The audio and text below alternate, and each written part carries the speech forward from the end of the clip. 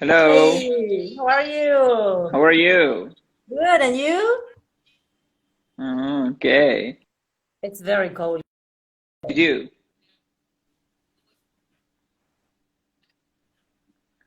Okay. Dear Carol, I think you have a problem with the internet connection because I cannot. Yeah, it's better now. It's better now. Okay. It's okay. Yeah, I the can see you problem has okay. been solved, I think. Okay, I can see Yeah, you okay. great. So what have you been doing? Well, I've been getting ready because we started the second semester recently and getting organized with everything, exams Is and planning the rest. is it online? Yes, everything online. We are not going back to school Okay. anytime soon. Okay. How do you feel? What's the difference except the presence, actually the absence of the students? How's the way of teaching? What do you think about the difference? Is the quality the same or there's much differences? I think that it's more precise because you focus on the essentials. You don't like talk about stuff in the classroom. And quality always depends on students too. I feel it's okay. We have this situation made us reflect on what we were doing, and we are now doing things that really matter. We're not like doing stuff that doesn't add to learning. I don't know. I don't think it's worse. Um, they learn different things, and I'm pretty happy with that. That's great. I, I have Carol, this tell me, argument. is there anyone who supervises you in your classes, or have you been trained before running online sessions? Well, I studied for this, but before, and we, yes, they enter our classrooms and they check what we do, if we upload the recordings of the classes, if there is a variety of tools we use. Yeah, but still, because it's higher education, we are very independent. Higher Mm. education teachers in Argentina are not supervised like that. As long as you teach and students don't complain, it's okay. Yeah, Okay, that's yeah. great. And yeah, the schools are going to be opened in 2 weeks in Iran. Oh, I told you before that there are in the summer schools are closed, but because of coronavirus, they are going to be open 2 weeks earlier than the routine actually. And so okay. we are in the beginning of Shahrivar. Shahrivar is the name of the month. The last Um, month of summer is called Shahrivar. By the half of Shahrivar, we are going to have our classes online. and are you going back to normal, like the number of students, like usual? The number of students are the same, but I mean the way of teaching has changed into online teaching. Okay. Oh, Okay, so you that's are not great. going face to face. No, there is no face to face. No, just online Okay. classes. That's great. Appreciate So let's begin. Let's begin with our topic, which is mainly about role playing. Yeah, am I right? Yes, right. That's great. Yeah, today I was reading something about the old methods of teaching. I was reading actually about audio lingual method, direct method. I don't know, such kind of GTM and this kind of methods in which the real situation, the real communication was actually ignored, completely ignored, specifically in GTM and direct method. I don't want to talk about the methods. Methods nowadays, are old-fashioned, and we don't care about the methods. But I want to, let's say, talk generally about the importance of role play. Would you please give us an explanation, talk about the worth, the values of role plays in the classrooms, and how can they, let's say, make learners ready for the real life situations? Okay. I do want to talk about methods. I disagree with you. I want to talk about methods. It's important to know that we need guidelines or something to know what to do. And the thing is that the more we study, the more resources we have. But teaching is Mm. about deciding. I said this like, every live session. It's boring now, but I repeat it. That teaching is deciding, and the more resources you have, the more tools you have, the more chances you stand of choosing the right thing to do. And at the moment, I think everybody would agree that we are all kind of CLT teachers, like communicative language teachers. That's an approach, not a method. There is no recipe Yeah. what to do in the classroom. So we need to go back to old methods and reuse, recycle, and bring back things that work in the past with a new perspective. And role play is pair work, and role play would be the only thing that CLT agrees that we should do in the classroom. It's the way to help students develop skills. You know what? We have four, five, seven, I don't know how many skills, depending on what you consider. And listening and speaking are naturally at the beginning. And pair work and role play would be the first step towards free communication. So That's great. let's start with pair work. When I say pair work to my students, I see some students in the chat, like Flor, for example, so she can write her opinion on this. Pair work would be you extend student talking time because they are speaking in pairs. So if you have 20 students and you have to listen to the 20 students, you don't have the time for that. But if they work in pairs, everybody will be speaking. 10 will be speaking, and then the other 10, like, because they are in pairs in the same time. And this is something we need to do. You can use pair work with meaningless repetition or true communication. That's your choice. But pair work should be in the classroom. So let's say I'm teaching them, I don't know, abilities with can. So you introduce the structure, you present a dialogue, you introduce the can you swim? Yes, I can, no, I can't, whatever. And then they can have a go. So just drilling. Yeah. It's that's kind of drilling. Cool. Carol, can I ask you a question? You've mentioned meaningless repetition.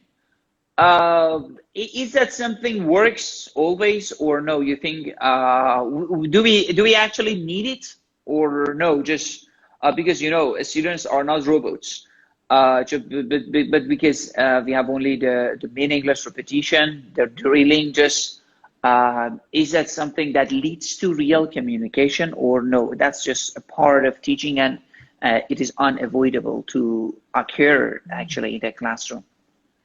You never know what leads to real communication because it's not real. Whatever you do in the classroom is not real. It doesn't matter what you do, it's not real. So you don't know, but it can help. For example, because I know you said this in previous live streams, this sense of accomplishment and being able to do something that it ends up being motivating, and drilling could be motivating because they can do it.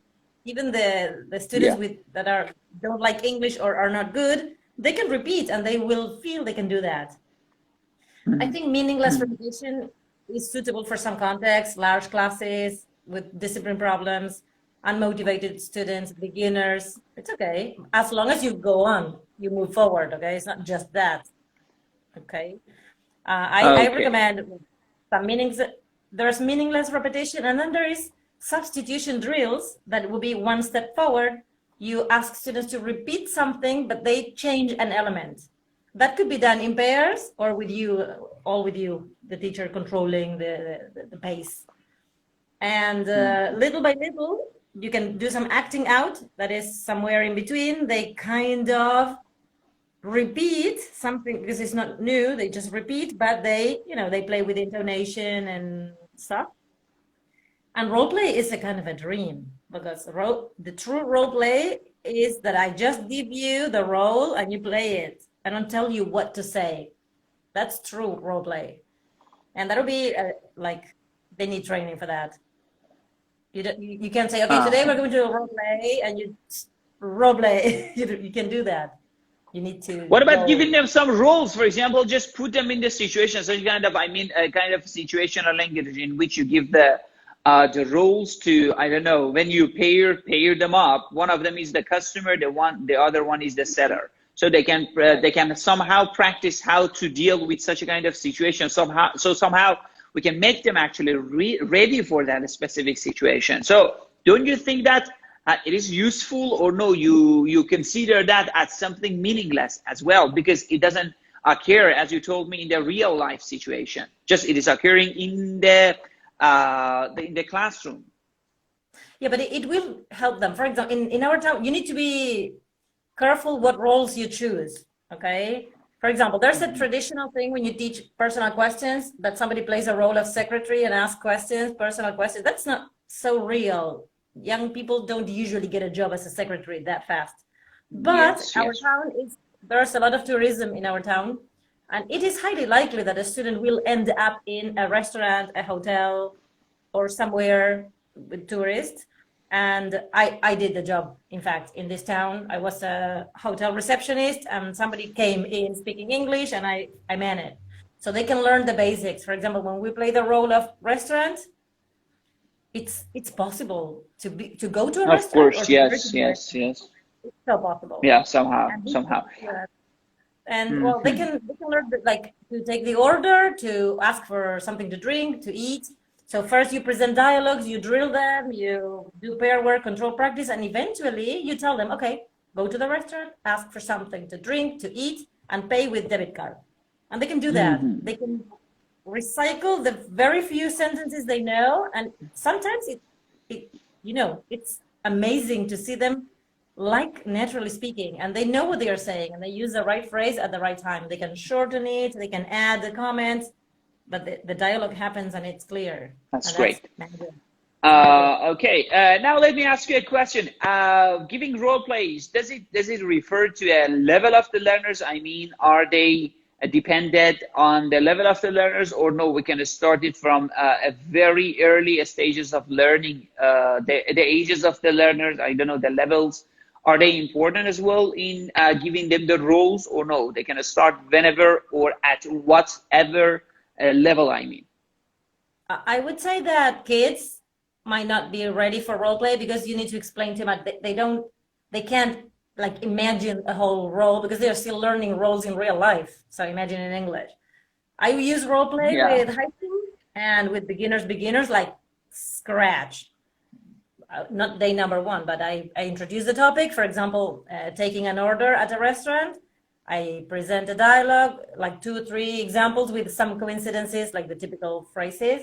Then we practice with the dialogues, we do some acting out, and eventually they can play those roles, like order and or recommend a dish or stuff like that. They can do that.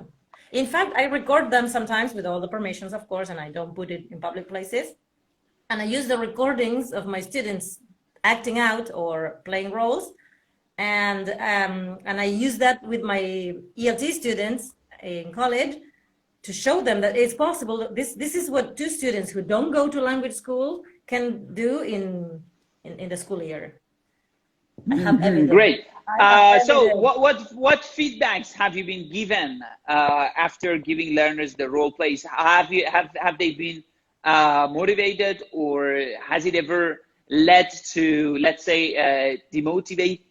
being demotivated on the part of the learners?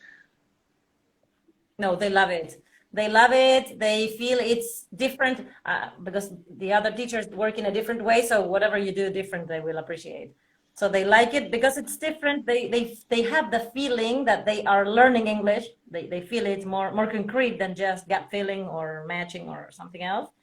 And some of them believe that they might use that in the future. It sounds useful to learn to do that.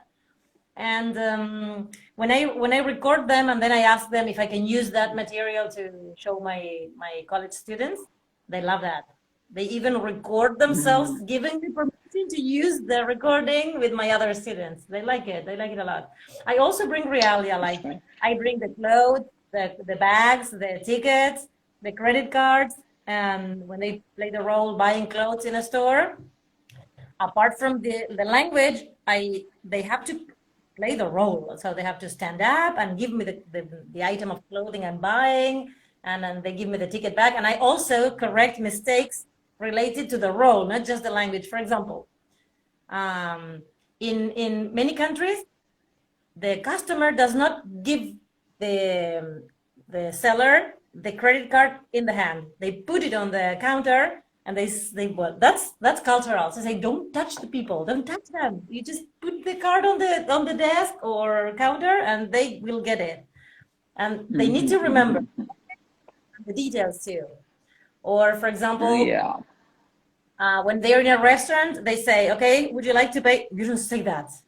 The customer says, could you bring me the check, please? You don't ask them to pay because it's like inviting them to leave. So those details are as important as English, and they appreciate that too. Or they say hello Great. in a restaurant. They say hello. It's good morning. It's polite, and that also Yeah, matters. yeah, exactly. And I believe that it works best with adult learners, because when they wear masks, when they are Oh, playing someone else's role, because most let's say adults are not willing to participate in doing some role plays, because of their language ego, because of something that are fixed in their minds, and they feel shy to, I don't know, be a 10-year-old child, for example, who is playing on a playground, something like that. But when they wear the mask and you tell them, okay, you are someone else, then you should use a 10-year-old language and something like that. They become completely involved, because they know that now I am not a 30-year-old man. I'm a 10-year-old boy. So when I am playing that person's role, I can be actually myself. There is no language ego, there is no barrier in front of me, and I can play the role of that person. And they, as you told me, they are completely involved in doing such a kind of activities. I have a friend. I wanted her to talk to you, but she feels embarrassed about this. And she brings like sunglasses and wigs to class. And they because they are wearing sunglasses, they feel they are somebody else, and they feel more relaxed to talk. That's true. I That's agree. great. Yeah, exactly, exactly. That's the same. Yeah. Okay. So tell me about the role play. Tell me more, please. Are there any specific rules in doing the role plays, or no? We are free to give them whatever rules that we think are suitable.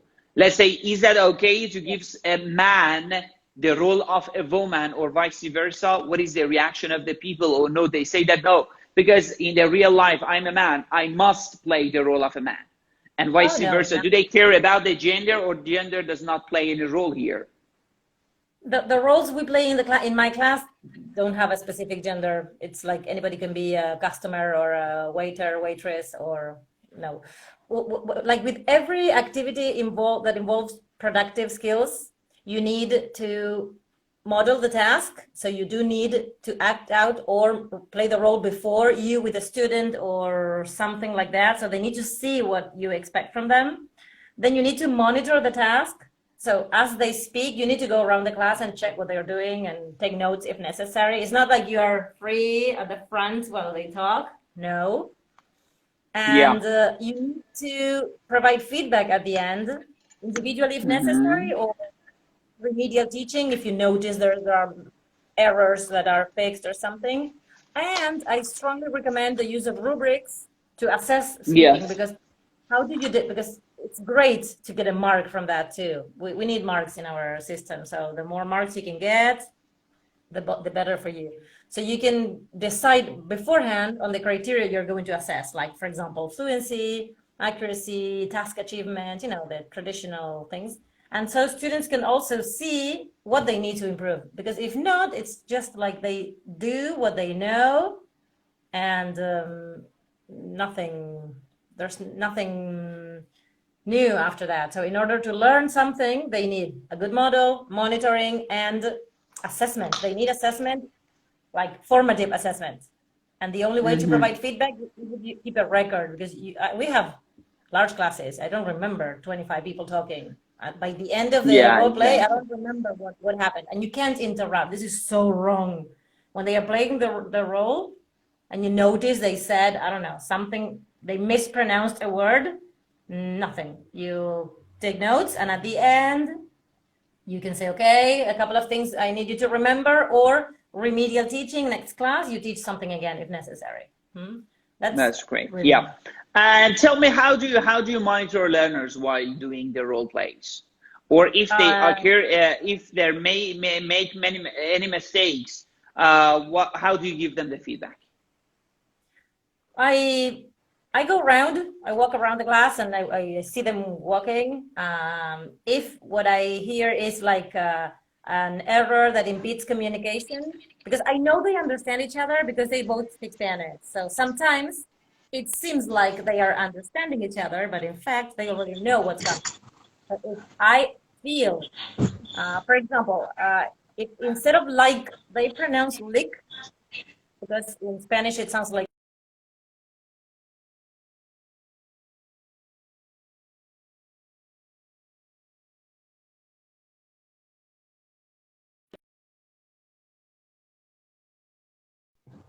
Sorry. Like it. I missed your video and your voice. Would you please just, Yes. do you hear me now, Carol? Yes. I lost you for like a Keep second. it up, please. Keep it up. Sorry. There was an internet connection. I was saying The that, problem. Okay. Yes. for example, imagine we are using the question like, do you like bananas? And instead of like, they pronounce lick, because in Spanish we pronounce like lick. And do you lick bananas is something else. It's weird. So I stop it, don't say that. And I correct it because it impedes communication and it's awkward. But if they mispronounce, like, or if they use do instead of does, or they use the verb in the present instead of the verb in the past, and it's clear, no correction at all. It's something Scott said in the live stream. It's a developmental error. It's natural to speak with mistakes at the beginning, and if you correct everything, it's frustrating, and they won't talk anymore. So I just interrupt if it's serious. Maybe I interrupt once in a class, just a little thing, and sometimes nothing. And Does it related sometimes they have to? to pronounce. Yeah. Sorry for interrupting you. Tell me, many teachers are asking me, actually, still are asking me that, well, when should we, let's say, stop the learners and give them the feedbacks? I personally tell them that it all depends on the purpose of that activity. I mean, does it focus on the accuracy or on the fluency? If it is focused on the accuracy, you should let them talk. You should just take down some notes, and give them the delayed feedback at the end of the class, for example, or at the end of the activity, I mean. And you should not just correct them on this spot, because it leads to demotivation actually on the part of the learners. But if it is focused on the accuracy, yeah, you are allowed to just stop them when there are such a kind of so-called, let's say, I don't remember exactly what was the word. The local and global errors. Global errors, are such kind of errors that hinder communication. So on that part, you are allowed to just stop them. What do you think about that? Does it actually, for you, depend on the purpose of the activity? Does it focus on the accuracy, fluency to stop them? When and how to give the feedback? Okay, role play is never focused on accuracy. No, never. That's not the point. So accuracy would be a moment for drilling before, or maybe acting out. It's in another day, another class.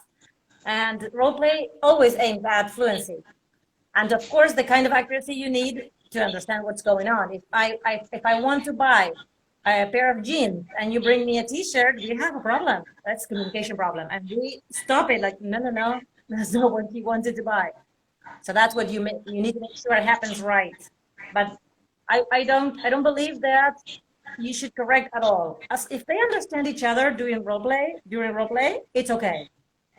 If you notice that they understand because they are using Spanish or because they know Spanish, you might interfere a little bit, provide some feedback, immediate feedback, and ask them to try again.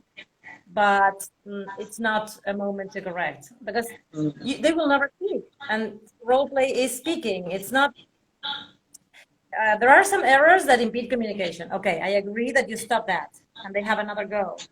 But if it's understandable, I'll give you an example. The difference between pronouncing thank you and thank you.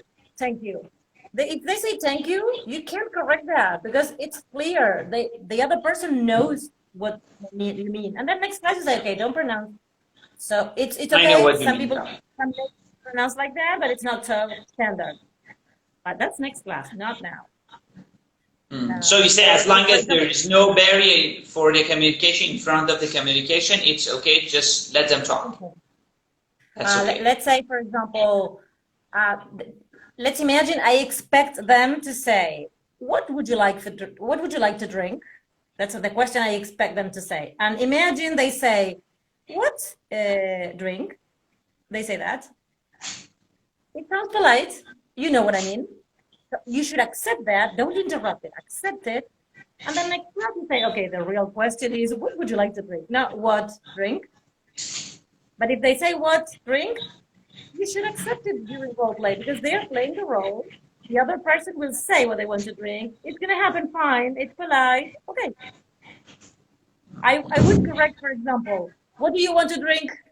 That's something I stop. No, you don't say that in a restaurant. It's impolite. That's serious. That's terrible. Can I But ask you a what? question? Yes. Keep it up, please. Keep it up. I'm so sorry. I keep No, interrupting no, no, you. no, no. No, Carol, please finish your sentence. Then I want to ask you a question. Okay, you really need to observe what matters the most in a situation. So, what is more serious, to shorten a phrase or to be impolite? To be impolite. So that's you stop it. Yeah. Or when they Uh-huh. say hello at the restaurant, the waiter comes in and says hello in a restaurant, not in a fast food stuff.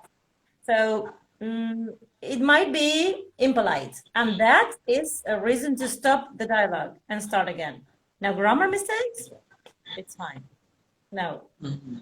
Let me know, is that necessary to pre-teach them the vocabulary for that specific situation?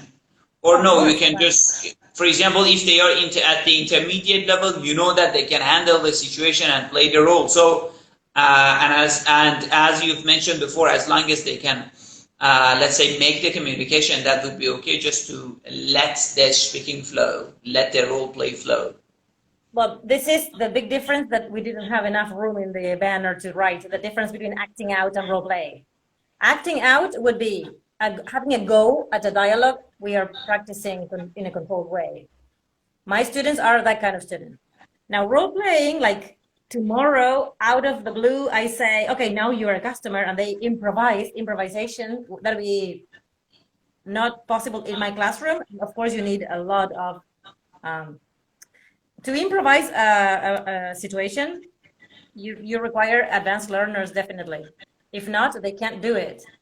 But because my students are not advanced, the only way I can do this is teaching 1, 2, 3 examples of dialogues, practicing in a controlled way, doing some substitution drills, and then acting out. That seems to be role play. It looks like role play, but I know they can do that because I just worked with that specific stuff. It's the only way to get started. It's the only way to get started. Yeah. Good. I don't do role play Okay. like whatever role. Yep. It's Let me too know difficult. what are the difficulties in let's say having the role play in the classroom. Have you ever you personally experienced any difficulties in running the role play in the classroom? Well, there's noise. You need to get used to noise because everybody's speaking at the same time. You need to train yourself to hear many people. Like you spot somebody saying something wrong over Yeah. there, like 10 pairs speaking, and I know you said something wrong, and you go and you help. Well, they might require your help too much, so you will see if the task is suitable for them, if they can do it. If they start saying, Miss, what do we have to do? Or that's because they're not ready for that. You can try. So noise would be one thing, and language one, because our students go back to Spanish the moment you don't watch them. So they need to understand that they need to keep speaking English, even if it's not necessary. So language Hmm. one, noise, and they are usually motivated. They usually like it because they feel safe. They are not exposed. Nobody's hearing them because there's so much noise that it's not like coming to the front and speaking in pairs. That's embarrassing. Yeah. But they're next with the classmates, they're just talking. They're usually friends. They sit with friends here, so it's perfect. My Okay. students are usually motivated to do that. As the last question, Carol, tell me when you are pairing learners up, do you consider how is the relationship between those students, those learners, or no, it doesn't matter. For example, you told me, for example, there are 20 students in a classroom. Maybe some of them have some personal problems. Do you pair them up together, or no, you say that, no, I should not. I should never do that because they have some problems, personal problems, I mean. In our high schools in Argentina, at least my school, students are kind of friends and enemies, and they have issues I don't want to go deep into because I have 40 minutes with them. So they are sitting with someone and they work with the someone they are sitting with, and sometimes maybe somebody around. But I tried to pair them up once, and it didn't work. They say, I don't want to work with this one, and with adjectives I didn't want to hear. So it's not necessary. In higher education, we do teamwork with this kind of, and every single class they are paired up with someone else on purpose, so they get to know each other, but it's a different context. Great. Thank you very much. If there is anything else that you would like to mention about role play, we are happy to hear about that. So do you think everything is covered? Yes. My final comment is, do try. Do some drilling, some acting out, and some kind of role play, because that's the way to teach speaking and listening. Yeah. Thank you so much. Thank you for dedicating your precious time for us. I highly appreciate that. Okay. Bye-bye. Take care. Goodbye.